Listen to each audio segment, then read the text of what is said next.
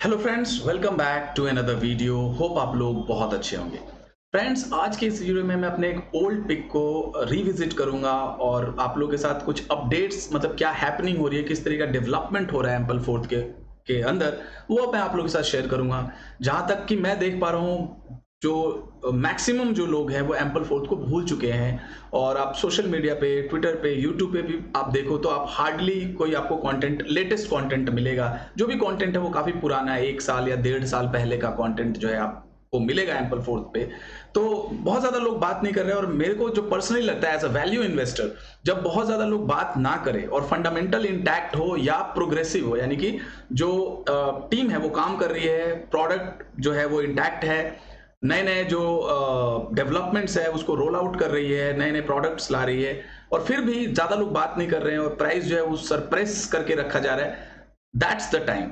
वो टाइम होता है जब आपको इन्वेस्ट करना चाहिए आफ्टर डूइंग योर रिसर्च। मैं दोबारा यही मेंशन करूंगा कि रिसर्च जरूरी है, क्योंकि crypto market ultra high risk है, और खासकर इस तरह के टोकन, एम्पल फोर्थ जो है वो रीबेस टोकन है। आप आज 10 टोकन लोगे, अगर प्राइस यहाँ से फॉल करता है, ड्रॉप करता है, तो वो 10 टोकन आपके 9 रह जाएंगे, 8 रह जाएंगे। तो you have to understand the economics, the mechanism behind Ampleforth.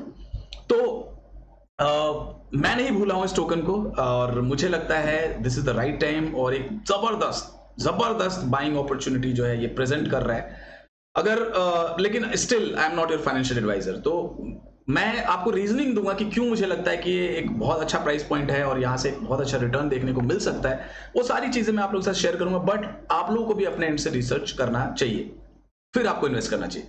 तो अगर आप मेरे अर्ली फॉलोअर्स हो, आप मेरे पुराने फॉलोअर्स हो, तो 2020 में, 2020 जून एंड में मैंने एम्पल फोर्थ को बाई किया था। उस टाइम अभी डीफाई का बहुत ज़्यादा ग्रोथ नहीं दिखा था, बहुत ज़्यादा बड़ा बबल या पंप जो भी बोल लो, बहुत ज़्यादा लोग बात नहीं, अर्ली स्टेज में था डीफाई।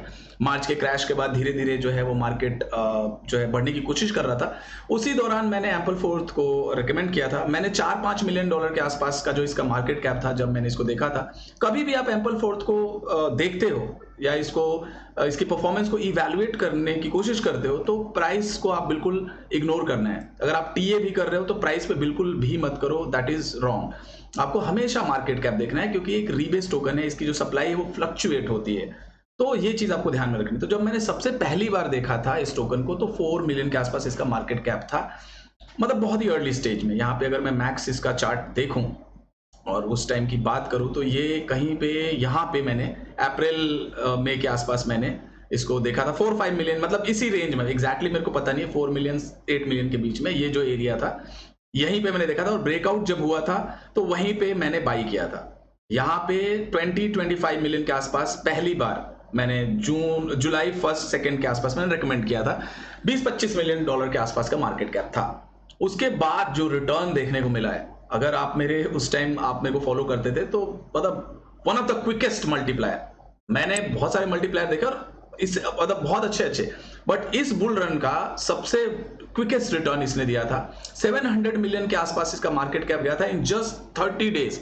30 डेज, 25 या 30 डेज के अंदर 35x का रिटर्न दिया था इसने, जहां पे मैंने पहली बार जहां से बाई किया था।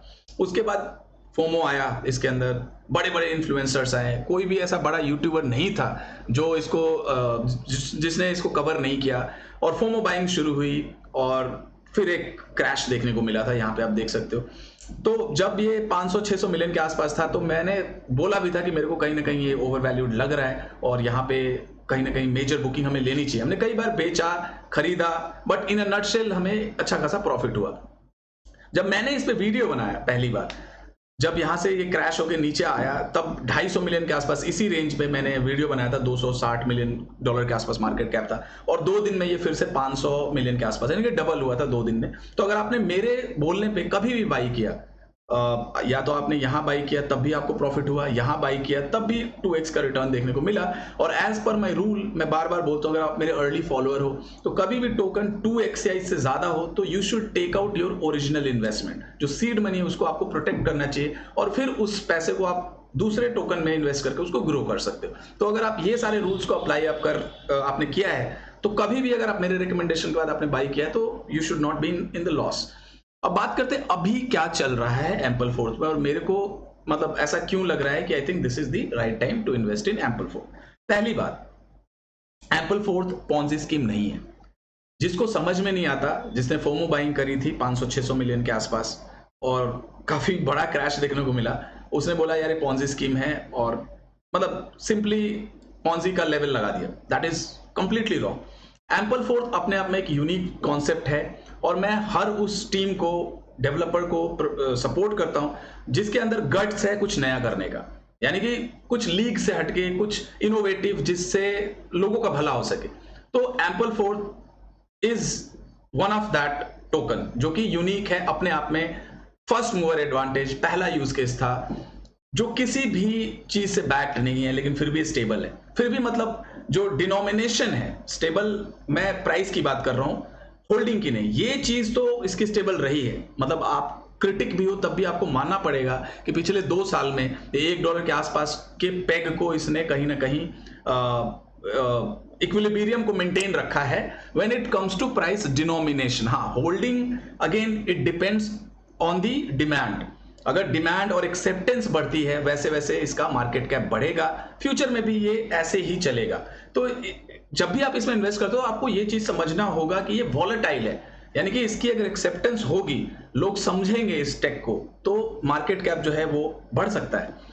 जैसे कि स्टेबल कॉइन की मैं बात करूं, स्टेबल कॉइन में अभी प्रॉब्लम है, रेगुलेटर्स जो है वो पीछे आ रहे हैं, खासकर सेंट्रलाइज स्टेबल कॉइन्स के।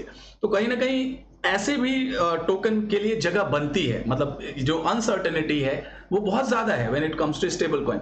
उस पर्सपेक्टिव में मैं देखूं तो एम्पल फोर्थ की भी अपनी एक खासियत है और अपनी एक जगह है। और स्टेबल कॉइन का जो मार्केट कैप है वो ऑलमोस्ट 127 बिलियन यानी कि 130 बिलियन रफली है।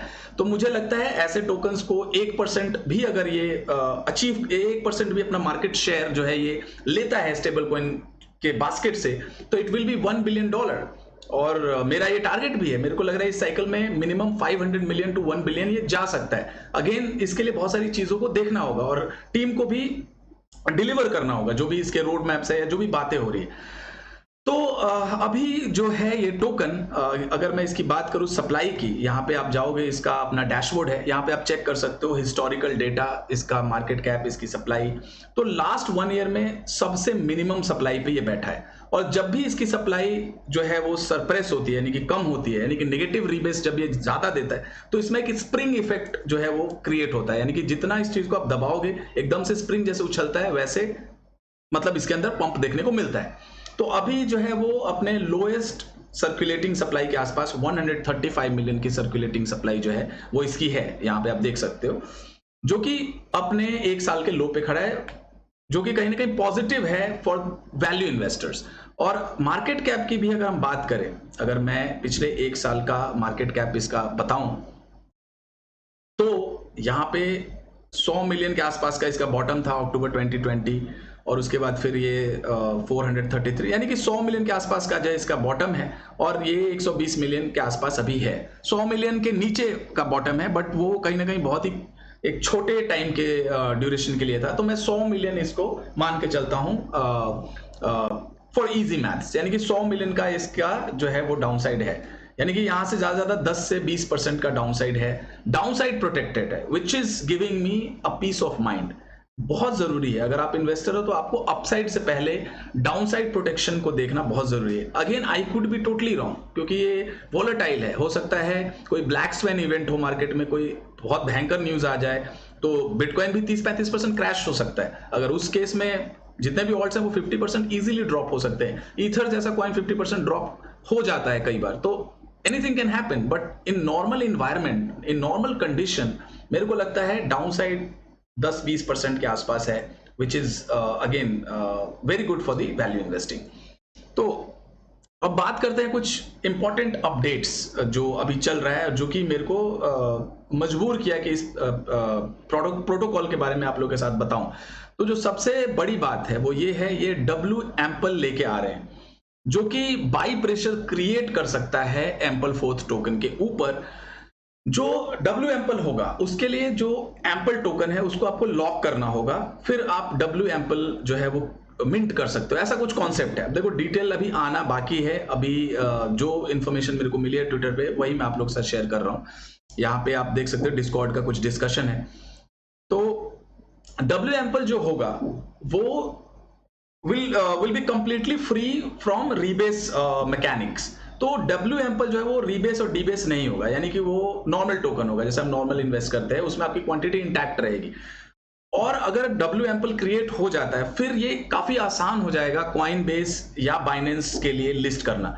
और मेरे को लगता है कि ये सबसे बड़ा रीजन है जो इस तरीके का मार्केट क्रिएट किया जा रहा है एम्पल के लिए, जो कि बहुत अच्छा है। मतलब लिस्टिंग हो सकती है, मेरे को कहीं ना कहीं 70-80% मैं श्योर हूं, 70 क्या, मैं 99% श्योर हूं कि अगर डब्ल्यू एम्पल लॉन्च होता है then will see Coinbase and Binance and other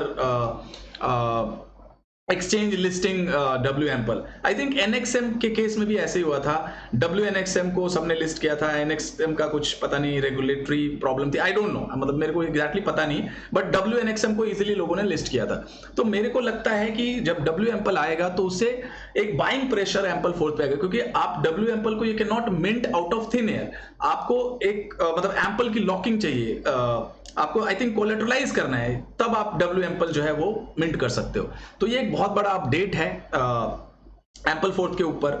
और ये जो ट्वीट मैंने देखा है ये भी मेरे को काफी बुलिश बनाता है। ब्रायन आर्मस्ट्रॉन्ग का ये ट्वीट है, इन्होंने मेंशन किया है सितंबर 15 को, if fiat backed stable coins really become inflation coins not so stable. इनका ये कहना है कि जैसे हमारा फिएट करेंसी है, चाहे इंडियन रुपीज हो चाहे डॉलर हो, ये लगातार इन्फ्लेशन के शिकार हो रहे हैं, यानी कि हाइपर इन्फ्लेशन जो है वो है, और परचेजिंग पावर जो है वो वीक हो रही है फिएट करेंसी की। अगर आप पिछले 50 साल 100 साल का डेटा, जब से मतलब फिएट करेंसी है, आप इसको देखो तो मतलब वो कहीं ना कहीं इन्फ्लेशन प्रूफ नहीं है फिएट करेंसी।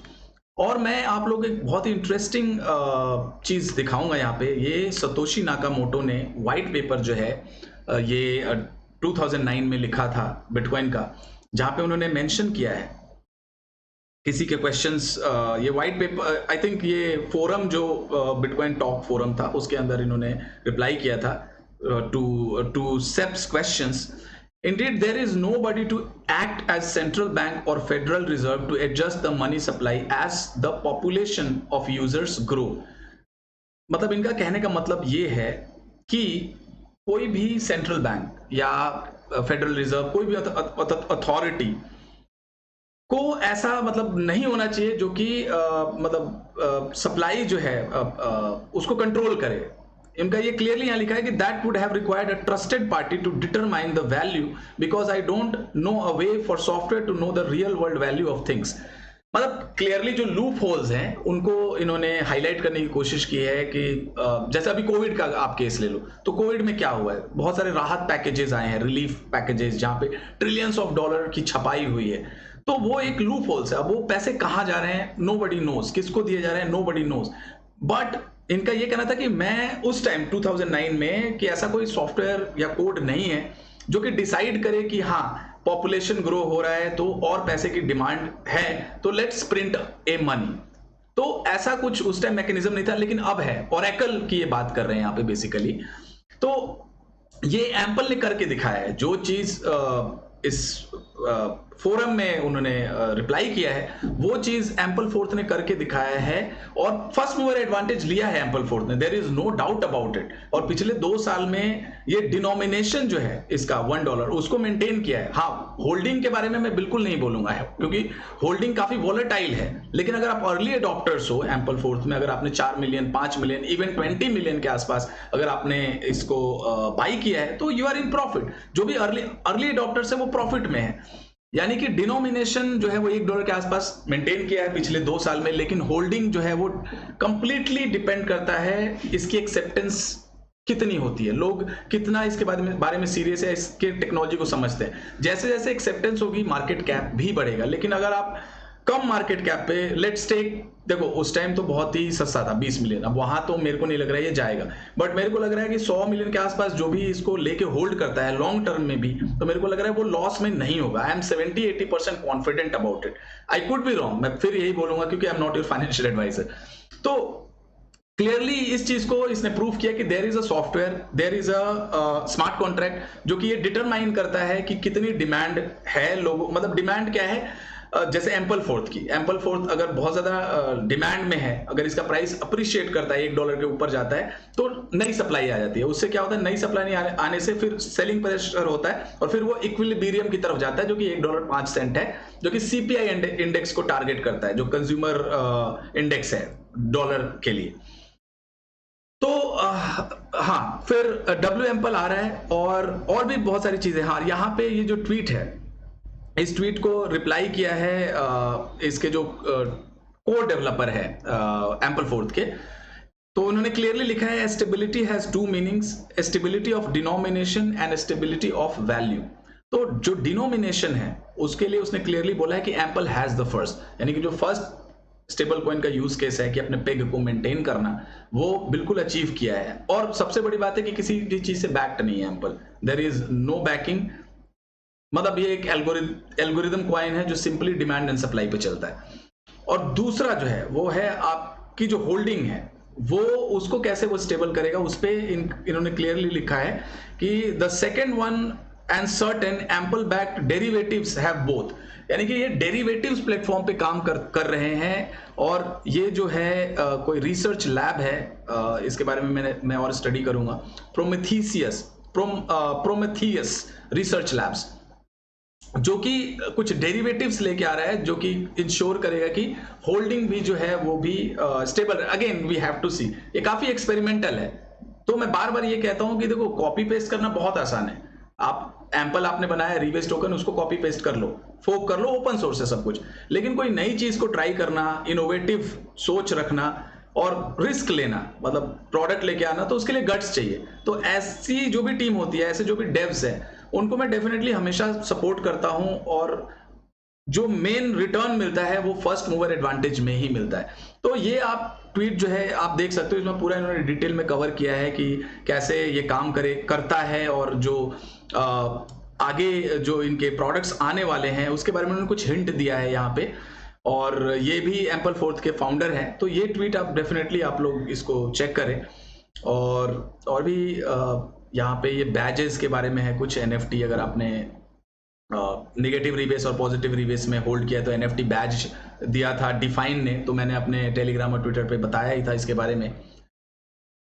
तो अब बात करते हैं प्राइस पॉइंट की, मतलब कहाँ पे जो है वो प्राइस जा सकता है। और हाँ, कुछ और भी चीजें मैं आप लोग के साथ शेयर करूंगा। ये जो टीम है और इनका जो रोड मैप है काफी इंपॉर्टेंट है।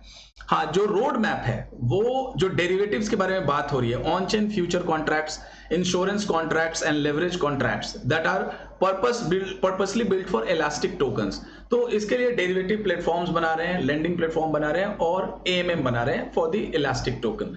तो अभी ये आना है, जो कि बहुत ही मेजर अचीवमेंट होगा और इस पे काम ऑलरेडी हो रहा है, लेकिन कोई अभी टाइमलाइन मेरे को नहीं पता है। तो जैसा भी कुछ होता है तो आई विल डेफिनेटली अपडेट। लेकिन डब्ल्यू एम्पल का जो मेरे को लग रहा है बहुत ही जल्दी हो सकता है, नेक्स्ट 2 वीक्स हमें देखने को मिले कि डब्ल्यू एम्पल जो है वो लॉन्च हो जाए। और डब्ल्यू एम्पल लॉन्च होने के बाद जो है बड़े एक्सचेंज पे एम्पल की लिस्टिंग होगी, आई मीन डब्ल्यू एम्पल की।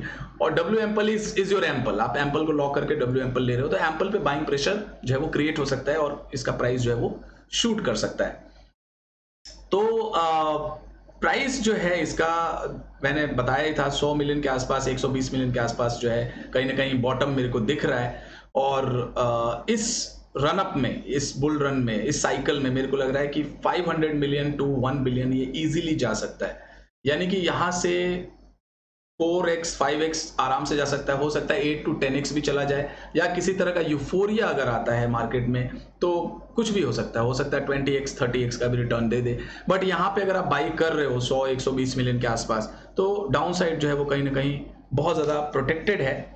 और मैंने टेक्निकल चेक भी लिया है अपने एक फ्रेंड से कि टीए क्या कहता है इस टोकन के बारे में। इनफैक्ट मार्केट कैप, जब भी आप टीए करते हो तो मार्केट कैप पे आपको करना है एम्पल में।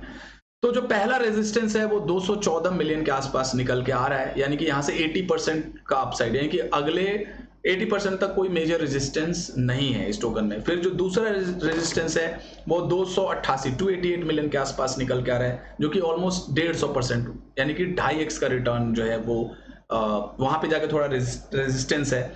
फिर 362 मिलियन के आसपास इस पे रेजिस्टेंस है, जो कि 210% का रिटर्न होता है। फिर 407 मिलियन के आसपास का इसका रेजिस्टेंस है। तो ये टीए की बात हो गई, मैंने एक चेक लिया था क्विकली वीडियो बनाने से पहले। तो टीए के भी हिसाब से कहीं ना कहीं 3 to 4x जो है वो अपसाइड इसमें दिख रहा है, और फंडामेंटल के बेसिस पे मुझे लग रहा है अगर ये जो रोड मैप डिलीवर करता है एम्पल, और प्लस जो डब्ल्यू एम्पल जो है वो लॉन्च हो रहा है, और ये जो ब्रायन आर्मस्ट्रॉन्ग का जो ट्वीट है ये कहीं ना कहीं इंडिकेट कर रहा है, ये एम्पल के लिए है बेसिकली। ये Brian Armstrong is a supporter. अगर आप टीम देखो एम्पल की, तो कॉइनबेस ने बैक किया है यहाँ पे। अगर आप इन्वेस्टर और बैकर में जाओ तो कॉइनबेस ने इसके अंदर ब्रायन आर्मस्ट्रॉन्ग ने पर्सनली इसमें इन्वेस्ट किया है। तो अगेन वेस्टेड इंटरेस्ट है ब्रायन आर्मस्ट्रॉन्ग का एम्पल फोर्थ में, और ये कहीं ना कहीं एक इंडिकेशन है। और सेंट्रलाइज जो स्टेबल कॉइन्स है या इन जनरल जो स्टेबल कॉइन्स हैं उस पर रेगुलेटर्स की टेढ़ी नजर है, और उस केस में मेरे को लग रहा है एम्पल को एडवांटेज मिल सकता है। Again we have to see, it's totally experimental, और टीम बहुत सीरियस है, मतलब इट्स नॉट अ जोक। ऐसा नहीं है कि कोई कॉपी पेस्ट है या एकदम से डीफाई की हाइप को ड्राइव करने के लिए एक नया प्रोडक्ट किसी ने लॉन्च कर दिया है, वैसा कुछ भी नहीं है। टीम बहुत सीरियस है। गूगल के लोग हैं, बड़े बड़े ऑर्गेनाइजेशन में इन्होंने काम किया है। यहाँ पे आप देख सकते हो ये गूगल में 4 years इन्होंने स्पेंड किया है। Then again this person has spend 5 years in Google. तो again team has lot of experience, और बैकर्स भी बहुत सीरियस है। Pantera capital again one of the biggest biggest venture capitalist. तो definitely you should keep it on radar. और मैंने ample में आज इन्वेस्ट किया है, टू बी वेरी ओपन। मैंने इसको 118 मिलियन के आसपास थोड़ा सा बाइंग किया है, ऑलमोस्ट 1.5% के आसपास अपने पोर्टफोलियो का एलोकेशन मैंने डाला है। 2% के आसपास मैंने डाला है, और मैं इसको रेडार पे रखूंगा। थोड़ा बहुत अगर ड्रॉप आता है तो मैं और भी इन्वेस्ट कर सकता हूँ इसमें, may be 3 to 4% ample fourth में, एंड आई विल होल्ड। ऐसा कुछ भी नहीं है कि बिल्कुल शॉर्ट टर्म के लिए मैं ट्रेड कर रहा हूँ या इन्वेस्ट कर रहा हूँ। मैं एटलीस्ट 4 to 6 months के लिए इस टोकन में इन्वेस्ट कर रहा हूँ। तो thank you very much guys, hope आप लोगों को ये वीडियो पसंद आया होगा। शेयर करें वीडियो को, लाइक करें। Have a great day.